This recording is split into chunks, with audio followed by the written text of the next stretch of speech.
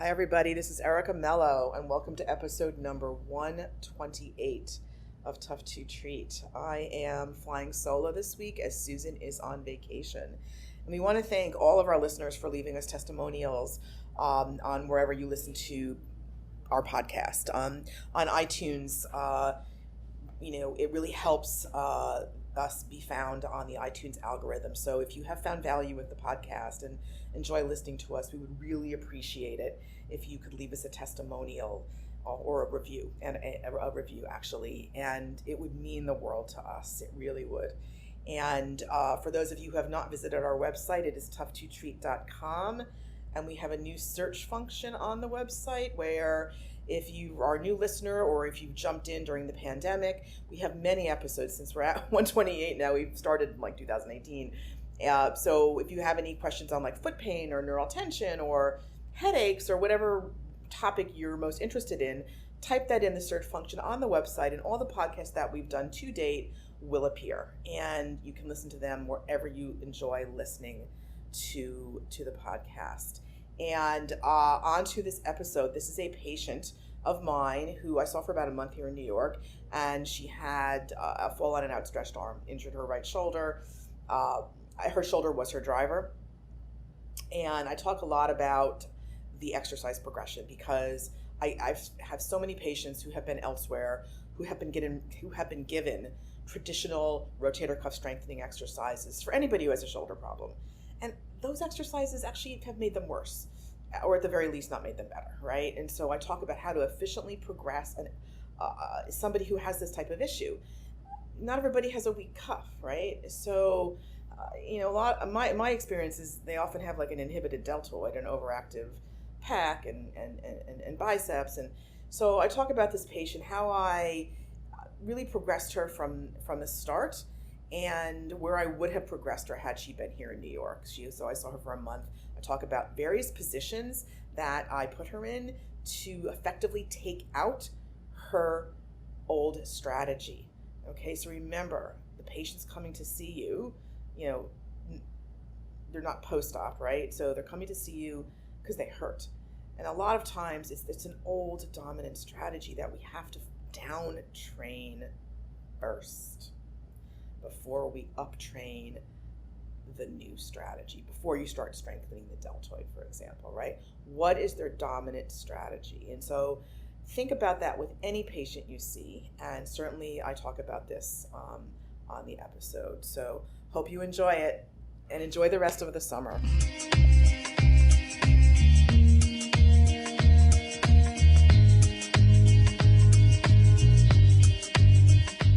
Hi, everybody. This is Erica Mello, and welcome to another episode of Tough to Treat. And I am solo this week. I actually just got back from Vancouver, where I was taking finally, depending on when you're listening to this, my first in-person course in over 2 years, obviously. So it was nice to get back to Vancouver and also travel a bit. So this particular episode is literally just, I know about exercise progression and smart exercise progression, and I've done episodes like this before, and we get a lot of requests for exercise progression resources from our podcast listeners. So this is going to be a very succinct, to the point episode, and I will sort of overarching theme of a patient that I've recently seen, who was in New York City here for probably about a month and then had to return home. So not local to me. She is late 50s with right shoulder pain. Sort of, we'll just leave it at that. In the biceps tendon, diagnosed with biceps tendinitis. No labral issue at all, but a significant biceps, not tendinopathy, but definitely tendinitis and biceps strain. Insidious onset at the beginning, and then she was like, I'm not sure how it started, and then after about 5 minutes of conversation, she's like, oh, I fell. So it was a fall, like a foosh, a fall on an outstretched arm. So traumatic shoulder issue. somewhat probably about a month before she came in to see me. So I will skip the evaluation because Susan and I can discuss this patient on another episode.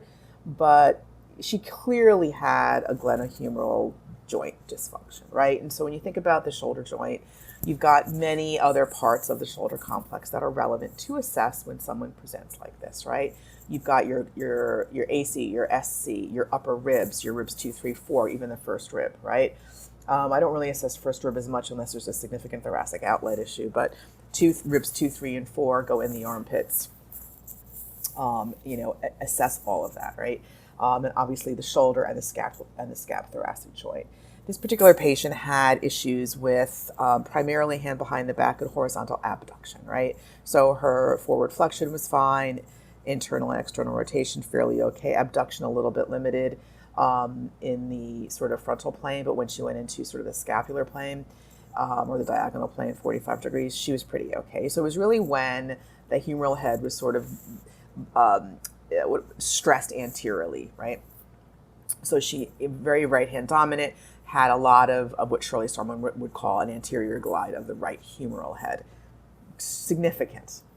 Don't know if that's the way she was before the fall, probably, but maybe to a lesser extent. A lot of tone in her upper traps, had some issues with her neck. Also, prior ankle injuries, bilateral.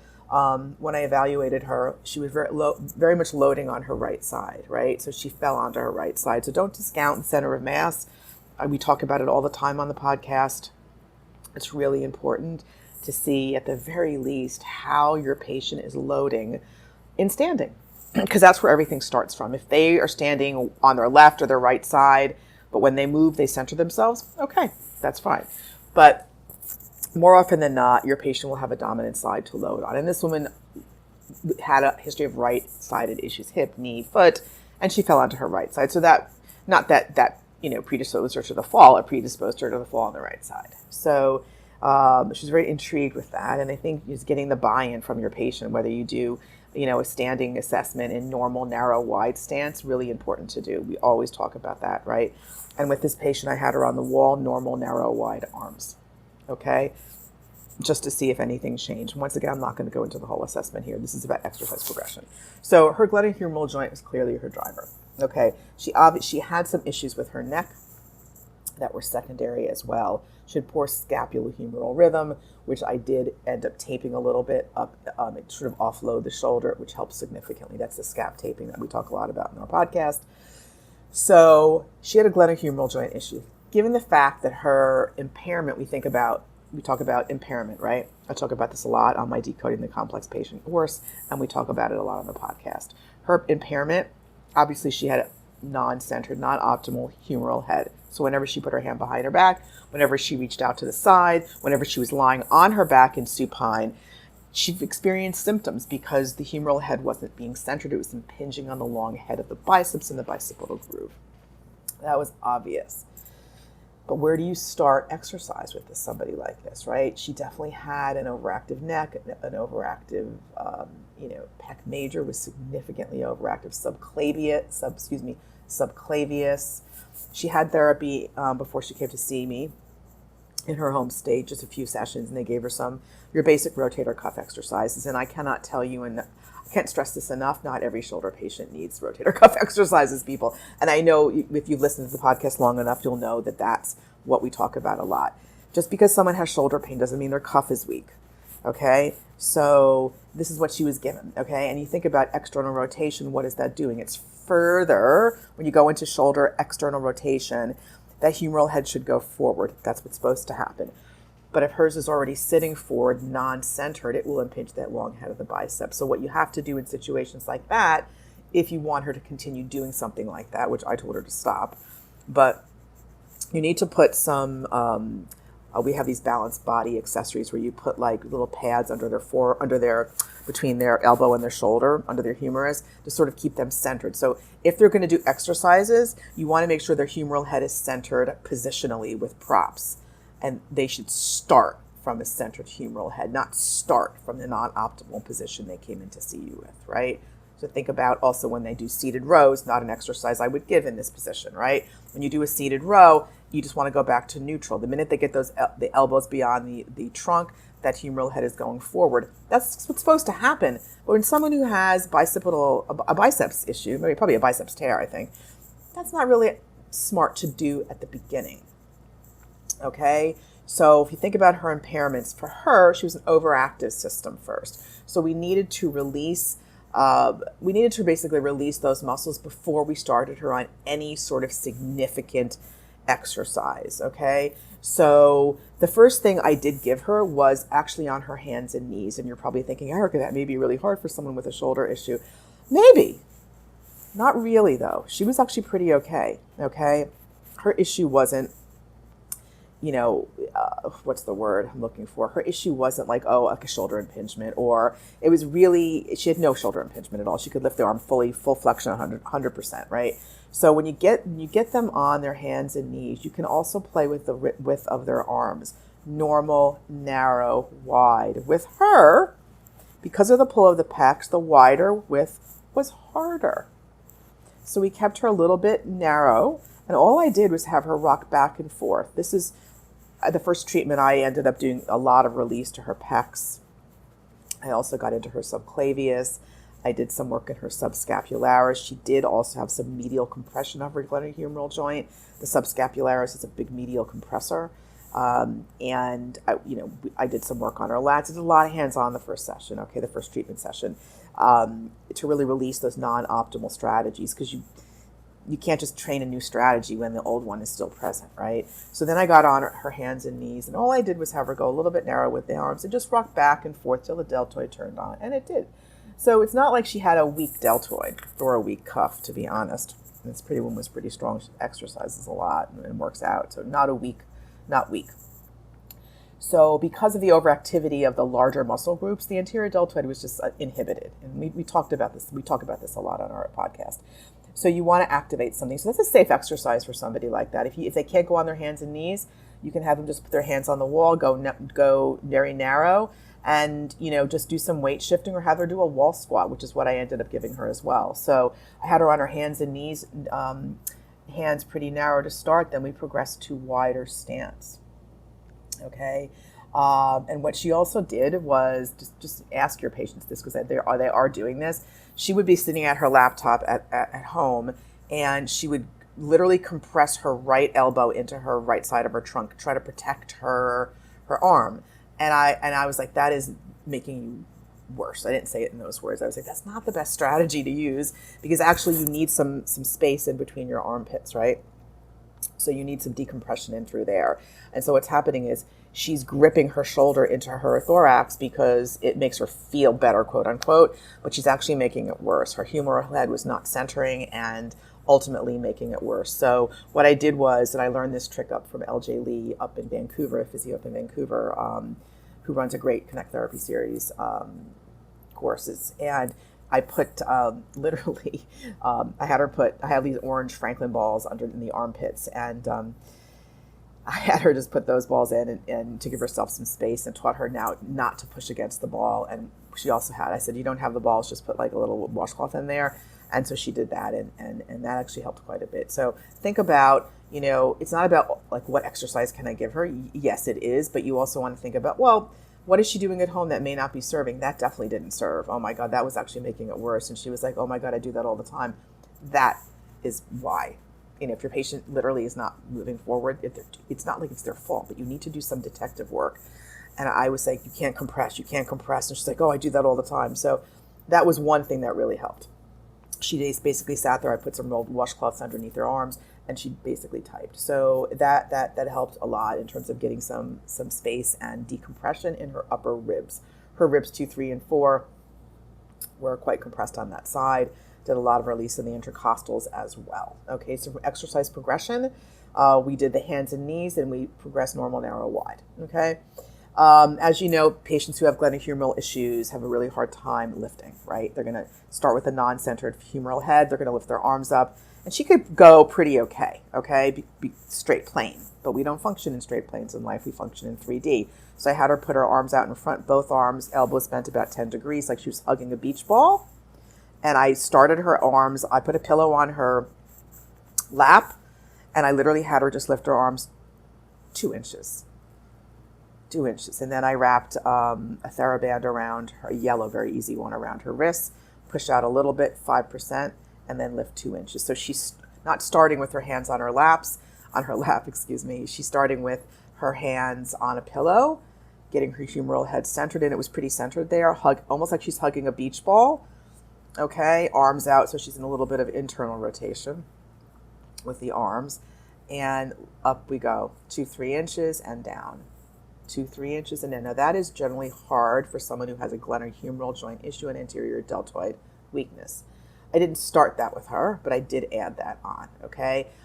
If you want to have somebody in supine lying on their back doing that, you absolutely need to start them with a pillow or something underneath their arms to start them with a centered humeral head, because they're just going to impinge the long head of the biceps the minute they initiate that deltoid contraction, and then they may be able to get it up a few inches, but it'll be painful, but they'll be okay the rest of the way. But it's the initiation of the movement is really where the non-optimal strategy sets in. So when you have the patient in sitting, you think about that seated row that I just talked about, right? You don't want those elbows back, because that's just going to really put the shoulders in a non-optimal position.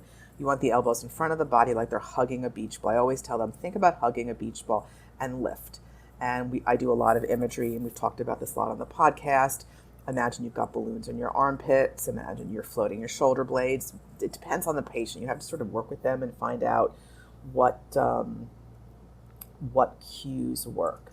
So what I also had her do, I put her hands on the wall, and once again varied the width, narrower to start. I had her push her hands into the wall, activating a bit of the deltoid. Then I had her squat down, and that was fairly easy for her because straight plane movements were okay. However, I needed to progress her to a little bit of a wider arm width, and her foot didn't really play into the whole picture at this point, right? And so, since it was a bit traumatic issue, I just had her stand with normal base of support on the arms, hands on the wall, just push into the wall to activate the deltoid a little bit. I'll activate probably the cuff a bit. And then I just had her do wall squats. That was easy, but we need to be able to get her to a wider position, because that's really where her non-optimal strategy kicked in. So ultimately, this horizontal abduction, right, is the position that really bothered her. Okay, so in terms of hands-on, I do a lot of active movement, right? So she's in supine. I have her head, I don't have a pillow. I don't use pillows underneath the patient's head unless they ask for it. I was doing some work on her clavicle, centering her. I literally had my hands on her glenohumeral joint doing some distraction. And I had her move her arm into horizontal abduction. Okay, I was doing a lot of release of upper fibers of pec major, subclavius. As she was moving her arm, she got her arm down full pain-free.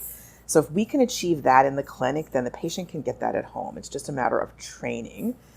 Okay, and once again, this was in supine, a pretty easy position.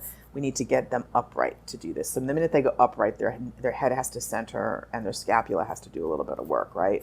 So I also did some taping to her thoracic joint, once again, a sling taping to unload it a bit, because her neck was actually bothering her a bit because she was just compensating. So, but back to these exercises, right? So hands and knees, varying arm width.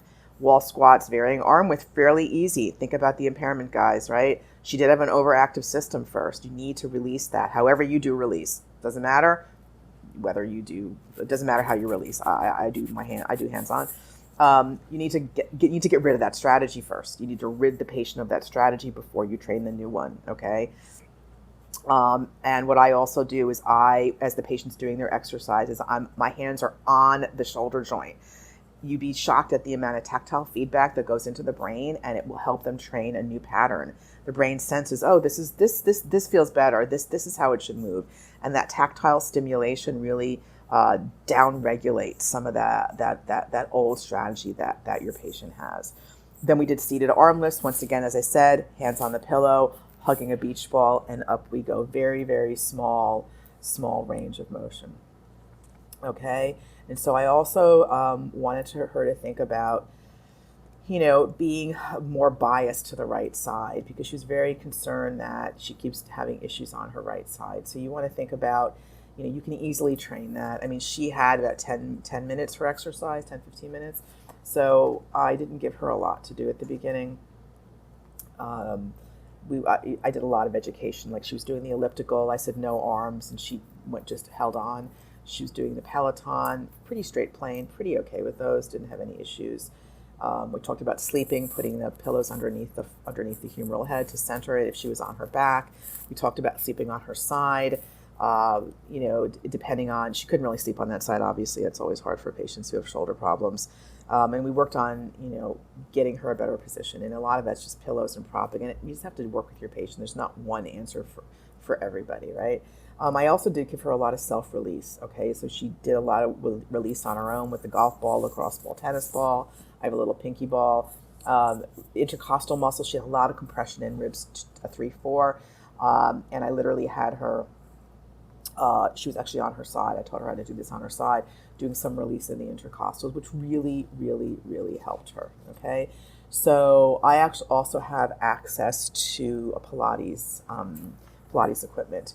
So if I did have her go on the reformer and do a knee stretch position, so her hands were on the bar, okay, in a narrow position to start, and then just do a knee stretch, push the reformer out. So she's moving her lower extremity while not moving her upper extremity. I also had her sit on the Cadillac and do almost like a reverse pull down, lat pull down, and just to get her humeral head centered and get her moving her arms in a pain-free position. Remember, the arm lift, like forward flexion, was pain-free for her. And once again, we varied the arm position. So think about your patients if you have patients who are very irritable, okay, in terms of they get flared up very quickly. Think about just changing the arm position a bit. Think about changing the range of motion to start maybe putting props in there and doing either beginning range or end range. Beginning range is generally hard for patients who have shoulder issues, okay, because they immediately initiate with the deltoid or the pec. My experience is the pecs are overarching here, and you need to sort of down-regulate that. Pec stretching, in this case for her, would make her worse because she's got to go into that abducted position of the arm, right? So that's something I did not do with her.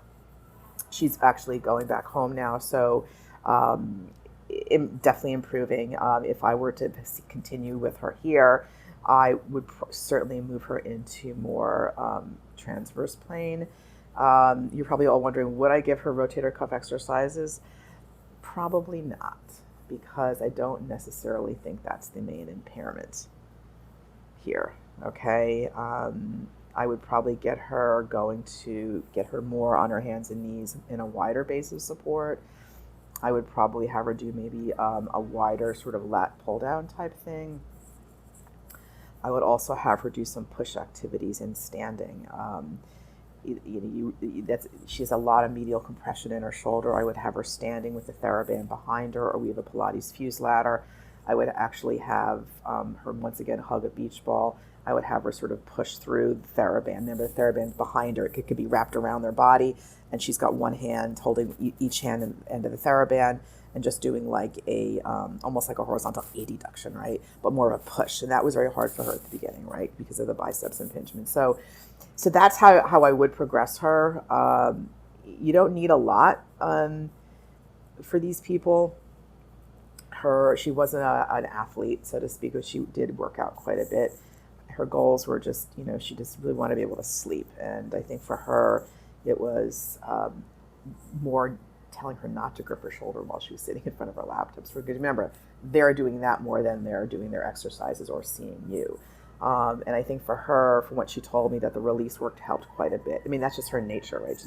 She tends to grip it and such. So I think that, thoughtfully thinking out an exercise progression that, is geared towards the patient's impairment, right? So don't just jump to cuff exercises. I actually don't give them out much anymore.